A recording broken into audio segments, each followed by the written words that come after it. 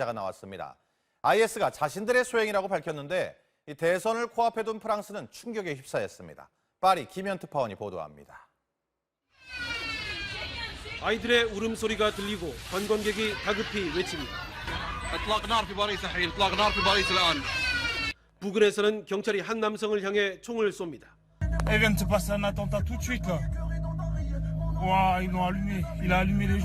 현지 시간 어젯밤 9시쯤 개선문과 접한 파리의 관광명소 샹젤리제 거리에서 벼랑간 20여 발의 총성이 울려 퍼졌습니다. 테러범이 갑자기 차에서 내린 뒤 경찰 차량을 향해 자동 소총을 쏜 겁니다. 경찰관 1명이 숨지고 2명은 크게 다쳤으며 테러범 1명이 달아나다 사살됐습니다. 행인 1명도 무릎에 총상을 입었습니다. 총격 테러 현장입니다. 유리창 곳곳에는 총탄 자국이 선명합니다. 이 일대는 평소 시민과 관광객으로 붐비는 곳이어서 큰 인명피해로 이어질 뻔했습니다. 숨진 테러범은 이전에도 경찰 테러를 시도했다 수감된 적이 있는 프랑스 출신의 39살 카림으로 확인됐고 벨기에에서는 또 다른 용의자가 자수했습니다. 순위파 극단 무장주의 세력 IS는 범행 직후 배후를 자처했습니다. 미국과 IS 격퇴전을 벌이는 프랑스는 지난 2015년 이후 6번의 테러 공격을 받아 수백 명의 사상자가 났습니다. 대통령 선거를 불과 사흘 앞두고 터진 이번 테러로 안보 의제가 급부상한 가운데 일부 대선 후보들은 유세를 중단하는 등 프랑스 전체가 큰 충격에 휩싸였습니다. 파리에서 MBC 뉴스 김현입니다. 대선 후보들의 정책과 공약을 살펴보는 순서, 오늘은 법인세입니다. 대선 후보 5명 가운데 홍준표 후보를 제외한 4명의 후보는 법인세를 올리겠다는 공약을 발표했습니다. 자세한 내용을 살펴보겠습니다. 장미일 기자, 먼저 우리나라의 법인세 수준, 다른 나라들과 비교하면 어떻습니까? 네, 우리나라 기업들의 법인세율은 이명박 정부 시절 기업들의 투자와 고용을 늘릴 목적으로 25%에서 22%로 인하했습니다. 이 22%의 세율은 OECD 국가들과 비교해보면 중간보다 조금 낮은 수준인데요. 여기에 연구개발비 공제에 각종 비과세 감면 혜택이 더해지면서 실제 내는 법인세, 실효세율은 14에서 18% 정도로 볼 수 있습니다. 법인세를 인하한 뒤 기대만큼 기업의 투자나 고용이 늘지 않았다는 비판도 있었는데요. 때문에 문재인, 안철수, 유승민, 심상정 후보는 법인세를 인상해 복지 재원 등에 보태겠다는 겁니다. 문재인, 안철수 후보의 인상 공약은 상당히 유사합니다. 대기업 위주로 혜택이 돌아갔던 연구개발, 세액공제 등 각종 비과세 감면 혜택을 줄여 세금을 더 걷고요. 그래도 부족하면 돈을 많이 버는 기업부터 세율을 25%로 올려 적용하겠다는 겁니다. 유승민, 심상정 후보는 아예 법인세율을 인하 전인 25%로 복구하겠다고 밝혔습니다. 반면 홍준표 후보는 법인세 인상에 반대하고 정규직 일자리를 창출하는 기업은 오히려 법인세를 인하해 주겠다는 공약을 내걸었습니다. 우리나라 기업들은 법인세 외에도 법정 부담금이라 불리는 준조세 성격의 돈을 내고 있습니다. 개발 이익 부담금이나 환경 개선 부담금처럼 기업들이 내고 있는 법정 부담금은 최근 3년간 45조 원 정도. 법인세 총액의 30%가 넘는 돈으로 이 금액을 합치면 우리나라 법인세가 결코 낮지 않다는 주장도 있습니다.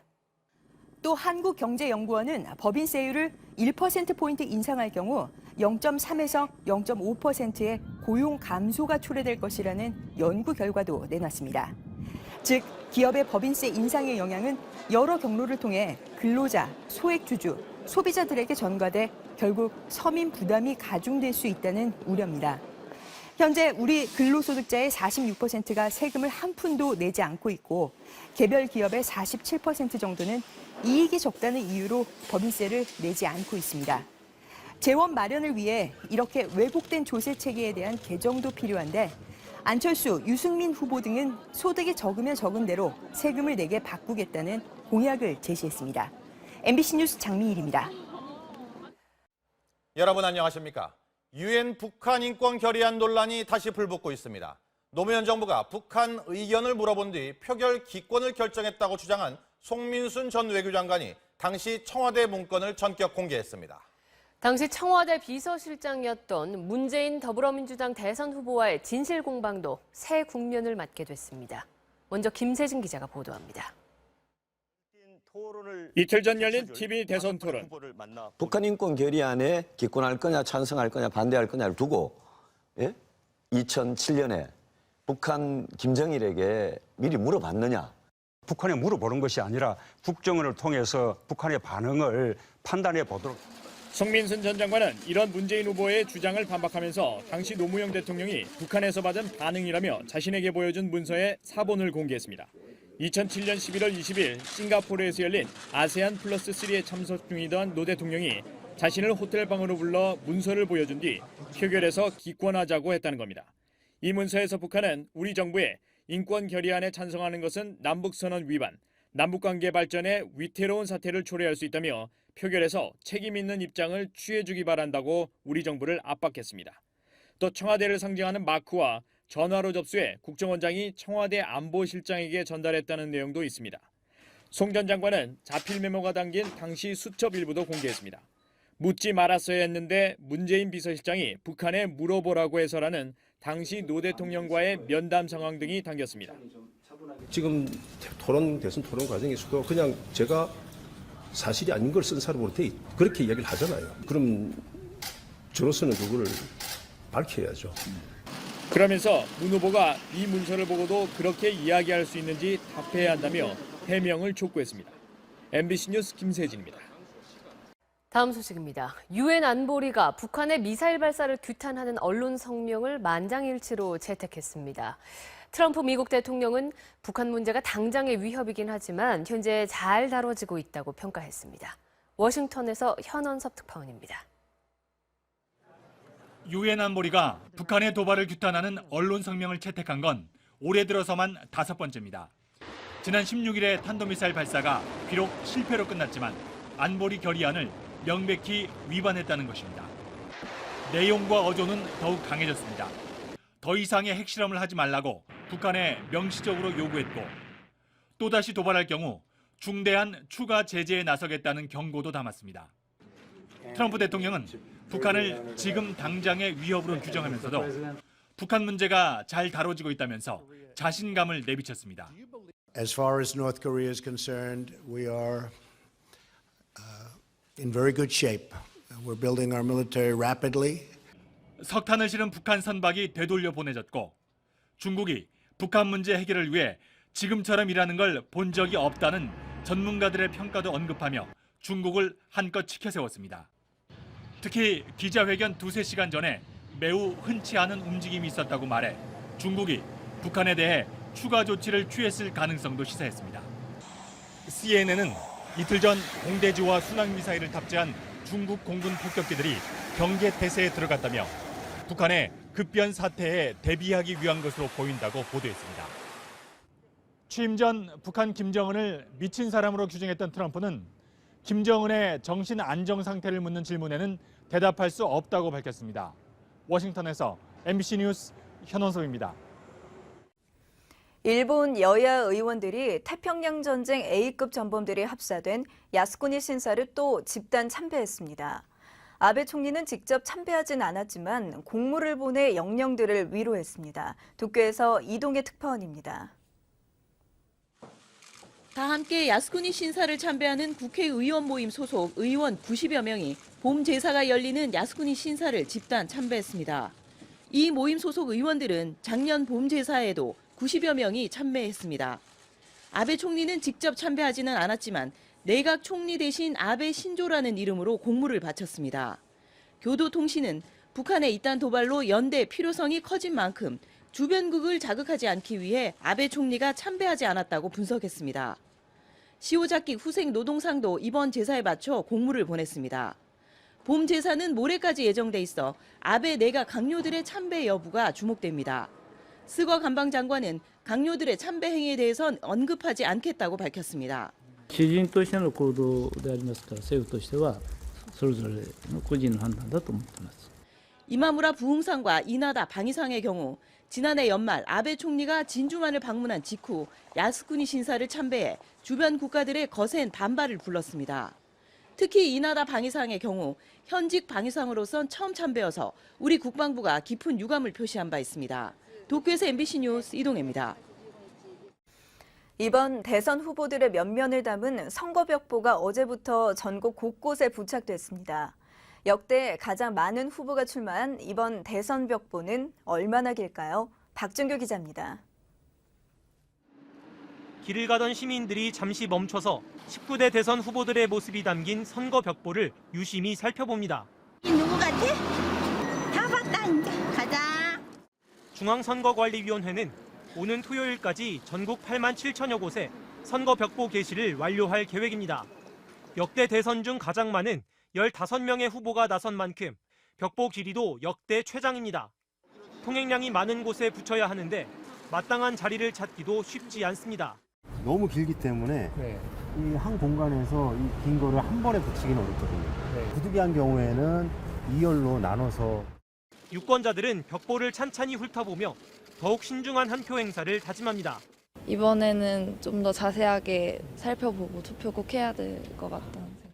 선관위는 오는 25일까지 후보자의 재산과 병역, 납세 등의 정보가 담긴 책자형 선거 공보를 각 가정으로 발송하고 30일엔 투표용지 인쇄에 들어갈 예정입니다. MBC 뉴스 박준규입니다. 한미일 육자회담 수석대표가 오는 25일 일본 도쿄에서 회동한다고 기시다 후미오 일본 외무상이 오늘 밝혔습니다. 이번 회동은 북한의 핵실험 징후가 포착되면서 한반도 긴장이 높아지는 가운데 이루어지는 것이어서 주목받고 있으며 수석 대표들은 대북 압박 강화를 통한 비핵화, 대화 재개 방안 등을 논의할 예정입니다. 대선을 이틀 앞둔 프랑스 파리 도심에서 조금 전 자동 소총이 등장하는 총격전이 벌어졌습니다. 경찰관 1명과 테러 용의자가 숨졌습니다. 경찰은 지금 샹젤리제 대로를 전면 통제하고 있습니다. 파리에서 김현 특파원입니다. 우리 시간으로 오늘 새벽 4시쯤 프랑스 파리 샹젤리제 중심가에서 총격전이 발생했습니다. 프랑스 경찰은 범인을 제압하는 과정에서 경찰관 1명과 범인이 총에 맞아 숨졌고 또 다른 경찰관 2명이 다쳤다고 밝혔습니다. 프랑스 내무부는 차량 한 대가 경찰차 앞을 가로막은 뒤 차에서 내린 남성이 경찰관들을 향해 총을 쐈고 곧바로 인근 상가로 도주하면서 총격전이 벌어졌다고 밝혔습니다. 또 범인은 S급 요주의 관리 대상 인물로 처음부터 경찰이 범행 목표였던 것으로 보인다며 검찰 대테러팀이 수사에 착수했다고 밝혔습니다. 목요일 밤 관광객들로 붐비던 샹젤리제 거리는 큰 혼란에 빠졌고 목격자들은 총격전이 크게 벌어졌다며 긴박했던 당시 상황을 전했습니다. 프랑스 경찰은 샹젤리제 일대의 교통과 통행을 통제하고 있으며 주 프랑스 한국 대사관도 우리 교민과 관광객 등의 샹젤리제 쪽 방문을 자제할 것을 권고하고 있습니다. 파리에서 MBC 뉴스 김현입니다. 안철수 후보는 사드, 개성공단, 햇볕 정책 등 주로 외교안보 관련해 최근 몇 달에서 몇 년 사이 계속 입장을 바꿔서 논란을 키우고 있습니다. 보수 위장 아니냐라는 일각의 비판에 안 후보 측은 상황 변화에 따른 유연한 대응이란 입장입니다. 김민찬 기자입니다. 사드 배치 논란이 처음 불거졌던 지난해. 얻는 것보다는 잃는 게 더 많다는 생각입니다. 불과 몇 달 만에 입장은 180도 달라졌습니다. 결국은 우리는 사드 배치해야 됩니다. 2012년 저서를 통해 개성공단을 확대하고 금강산 관광을 재개해야 한다고 했지만 지금은 상황이 달라졌다는 입장입니다. 지금 유엔 제재 국면입니다. 우리도 스스로 자유로울 수 없습니다. 햇볕 정책도 마찬가지. 햇볕 정책의 성과를 계승하여 더 발전시키겠습니다. 공과 과가 있습니다. 100% 그대로 다 옳거나 100% 다 아니거나 그런 건 없습니다. 전시 작전권 환수 입장도 돌아섰습니다. 전자권 전환은 우리에게 새로운 도전이고 기회입니다. 충분히 스스로 자강할 수 있는 조건이 됐을 때만 가능합니다. 안 후보는 상황 변화에 탄력적이고 유연하게 대응하는 것이 오히려 지도자의 덕목 아니냐고 반박했습니다. 상황이 바뀌면 그러면 거기에 대해서 대응이 바뀌는 것이 당연하지 않습니까? 외교 안보 분야 입장 변화가 보수 표심을 의식한 것이라는 지적은 여전합니다. MBC 뉴스 김민찬입니다. 대선판에 다시 주적 논란이 떠올랐습니다. 대통령이 할 말이 아니다라는 문재인 후보의 발언이 다른 후보들의 타겟이 됐습니다. 문재인 후보 측은 시대지난 색깔론이란 입장입니다. 김준형 기자입니다. TV 토론에서 유승민 후보와 문재인 후보 사이에 오간 질문과 답변. 북한이 우리 주적입니까? 주적. 대통령이 할 말은 아니라고 봅니다. 지금 대통령 벌써 되셨습니까? 그렇게 강요하지 마시죠. 왜냐하면 강요가 아니라 대통령이 되시면 남북 간 문제를 풀어가야 될 입장이에요. 논란은 확산됐습니다. 북한은 주적입니다. 주적이면서 동시에 또 우리는 그 평화 통일을 이루어야 되는 주적 없이 60만 대군을 가질 이유가 없지 않습니다. 문 후보는 색깔론 더 씌우기라고 맞받았습니다. 선거 때가 돌아오니 또 색깔론 안보 장사가 다시 또 좌판을 깔았습니다. 국방백서의 주적이란 표현은 지난 1994년 제8차 남북 실무 접촉에서 북측 대표의 서울 불바다 발언을 계기로 등장했다가 2004년 노무현 정부 시절 보수 진영의 반대를 무릅쓰고 삭제됐습니다. 국정원이 공개한 2007년 남북 정상회담 회의록엔 노무현 대통령이 김정일에게 주적 용어 없앴다고 말한 것으로 기록돼 있습니다. 현재는 북한 정권과 북한군은 우리의 적이라는 표현을 사용하고 있습니다. MBC 뉴스 김준영입니다. TV 토론회에서 불거졌던 북한 주적 논란도 사그라들지 않고 있습니다. 연이어 터지는 대형 안보 이슈가 대선 판도에 어떤 영향을 미칠지 주목됩니다. 김민찬 기자입니다. 이른바 주적 논란과 관련해 더불어민주당 문재인 후보를 향한 다른 후보들의 공세는 계속됐습니다. 북한을 주적이라고 말하지 않는 그런 분한테 과연 국군 통수권을 맡길 수 있을 것이냐, 저는 거기에 대해서는 상당히 회의적으로 봅니다. 지금 현재 그 국방백서에 적으로 규정되어 있는 것은 북한밖에 없습니다. 다른 어디에도 다른 국가를 대상으로 적이라고 한 표현이 없습니다. 이딴 논란에 안보 대선 분위기가 고조되자 북한 선제 타격 필요성 등 발언의 수위도 더 높아졌습니다. 징후가 확실하게 발견되면 미국이든 우리든 같이 협의를 해서 아주 보안을 유지하면서 비밀리에 선제 타격을 해야 되는 겁니다. 더불어민주당 문재인 후보는 추가적인 언급을 자제한 가운데 당 선거대책위가 지원 사격에 나섰습니다. 특히 국민의당 안철수 후보를 겨냥했습니다. 당명을 빼고 보수표 구걸에 나서더니 북한은 주적이라며 차마 눈뜨고 보기에도 애잔한 구애를 하고 있습니다. 민주당은 또 문 후보가 확고한 대세를 잡은 만큼 색깔론이나 종북몰이 공세는 소용없을 것이라며 논란 확산을 경계했습니다. MBC 뉴스 김민찬입니다. 이틀 뒤면 대통령 선거를 치르는 프랑스에서 몇 시간 전에 총격전이 발생했습니다. 파리의 대표 명소 샹젤리제였는데 범인과 경찰관 1명이 숨지는 등 5명의 사상자가 났습니다. IS는 자신들의 소행이라고 밝혔습니다. 파리 김현 특파원입니다. 프랑스 파리 샹젤리제 중심가에서 총격전이 발생한 건 현지 시간으로 어젯밤 9시쯤입니다. 프랑스 경찰은 차량 한 대가 갑자기 경찰차 앞을 가로막은 뒤 차에서 내린 남성이 경찰관들을 향해 자동소총을 쏘면서 인근 상가로 달아났다고 밝혔습니다. 범인 검거 과정에서 발생한 총격전으로 경찰관 1명과 범인이 숨졌고 또 다른 경찰관 2명과 행인 1명이 다치는 등 모두 5명의 사상자가 났습니다. 올랑드 프랑스 대통령은 긴급 회견을 열고 테러리스트의 소행으로 보인다고 밝혔고 프랑스 내무부는 범인은 S급 요주의 관리 대상 인물로 처음부터 경찰이 범행 목표였던 것으로 보인다고 밝혔습니다. 이슬람 극단 무장 세력 IS는 총격 테러의 배후를 자처했습니다. 최근 잇따른 테러 경고 속에 IS가 총격 테러까지 저지르자 일부 대선 후보는 대선이 코앞인데도 선거운동까지 중단하자고 제안하는 등 프랑스 전체가 충격에 휩싸인 모습입니다. 파리에서 MBC 뉴스 김현입니다. 여러분 안녕하십니까? 4월 21일 금요일 뉴스투데이입니다. 유엔 안전보장 이사회가 북한 미사일 발사를 규탄하는 언론 성명을 채택했습니다. 성명 채택만 올 들어 벌써 5번째입니다. 추가 중대 조치에 처음으로 제재를 명시하고 핵실험 자제도 촉구했습니다. 뉴욕에서 이진희 특파원입니다. 유엔 안전보장이사회가 북한의 미사일 발사 실험을 강력히 규탄하고 추가 도발 자제를 촉구하는 언론 성명을 만장일치로 채택했습니다. 지난 16일 북한의 탄도미사일 실험이 실패하기는 했지만 안보리 결의안을 명백히 위반했다고 성명은 밝혔습니다. 북한 도발을 규탄하는 안보리 언론 성명은 올해 들어 5번째로 북한의 미사일 실험이 핵무기 운반 시스템 개발에 기여하며 동북아 안정을 해치는 행위라고 지적했습니다. 특히 북한이 추가 도발할 경우 중대한 추가 조치를 취하겠다고 밝혔는데 이 조치엔 제재 결의가 포함된다고 명시했습니다. 안보리가 언론 성명에서 제재 결의를 포함한다고 밝힌 것은 처음으로 니키 헤일리 유엔 주재 미국 대사는 제재나 다른 조치의 검토를 시작해야 한다면 그렇게 할 것이라고 말했습니다. 성명은 북한이 비핵화 의지를 즉시 보여주는 것이 중요하다며 추가 핵실험을 하지 말라고 촉구했습니다. 성명은 미국 주도로 만들어졌으며 러시아가 반발해 채택이 조금 늦어진 것으로 전해졌습니다.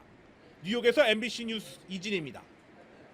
여기에다 문재인 선대위 관계자가 안철수 후보를 갑철수라고 비하하는 네거티브 지침을 작성한 사실도 드러났습니다. 진보 후보가 왜 문재인 후보를 공격하나 심상정 후보의 정의당 홈페이지는 폭주하는 항의에 한때 마비됐습니다. 육덕수 기자입니다. 더불어민주당 문재인 후보의 선거대책위원회에서 작성한 문건입니다.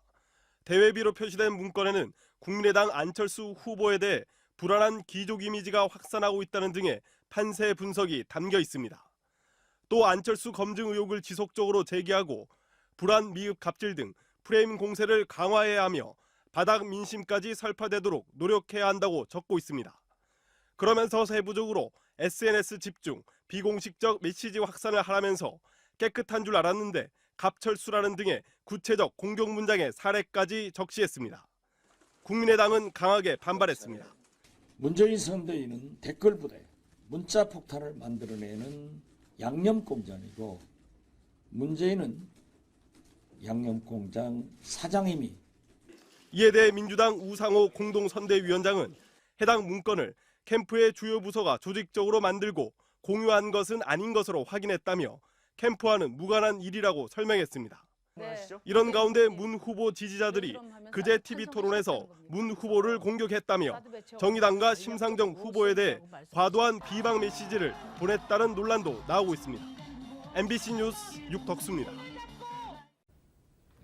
더불어민주당 문재인 후보는 여성단체가 주최한 성평등 정책 간담회에 참석했습니다. 자유한국당 홍준표 후보와 국민의당 안철수 후보는 영남 지역을 찾아 표심 잡기에 나섭니다. 홍승욱 기자입니다. 더불어민주당 문재인 대선 후보는 한국여성단체협의회가 주최한 성평등 정책 간담회에 참석해 임기 안에 단계적으로 남녀 동수 내각을 실현하고 육아휴직 급여를 인상하겠다고 공약했습니다. 저녁에는 인천 유세에 나섭니다. 관훈클럽 토론회에 참석한 자유한국당 홍준표 후보는 대선 후 당권을 노리는 것 아니냐는 질문에 대선 승리만을 목표로 한다고 반박했습니다. 오후엔 포항과 경주를 차례로 방문해 전통시장을 중심으로 유세를 이어갑니다. 국민의당 안철수 후보는 편집인협회 세미나에서 청년 실업을 해결하고 청년들의 꿈을 찾아주는 청년 대통령이 될 거라고 약속했습니다. 안 후보는 오후엔 부산과 울산을 찾아 영남 지역 표심 잡기에 나설 계획입니다. 바른정당 유승민 후보는 방송기자클럽 토론회 참석에 이어 자전거 유세단 출범식에서 대선 완주 의지를 다질 예정이고 정의당 심상정 후보는 생태환경 공약을